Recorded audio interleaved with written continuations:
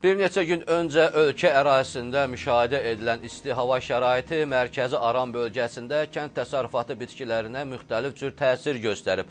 Bu hal tərəvəzçiliyə ziyan vurub, taxılçılıq və yemçiliyə isə fayda verib.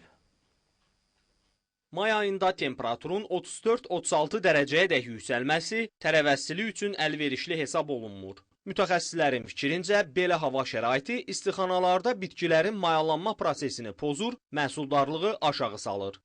Tərəvəzçiliyin isti hava şəraitinin mənfi təsirləri var. Məsələn, o ki, örtük altında yetişdirilən bitkilərin örtüyü götürüldükdə, yəni o düzgün aqrotexnikaya əməl etmədikdə, həmin bitkilərin günəş şüaları tərəfindən zədələnməsinə və məhsulların azalmasına səbəb olur. Eləcə də istixanalarda qeyd elədiyim kimi, o mayalanma prosesinin pozulmasına və məhsulların aşağı düşməsinə bir səbəb olur. Havaların isti keçməsi, suvarılması mümkün olan taxıl sahələrindən isə bol məhsul əldə edilməsinə şərait yaradır. Mütəxəssislər bildirirlər ki, indiki havada taxıl sahələri suvarılsa, sümbüllər daha yaxşı dən tutar.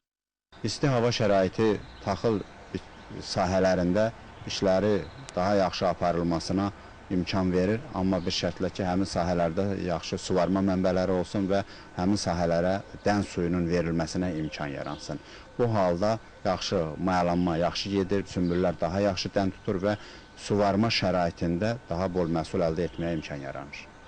İsti hava yemçilik sahəsində də yüksək məhsuldarlığın əldə edilməsinə kömək göstərir. Yem bitkilərinin yetişdirilməsi sürətlənir, məhsulun yığılması üçün optimal şərait yaranır. Elmir Həsənov, Faiq Yusufoğlu, Yevlax.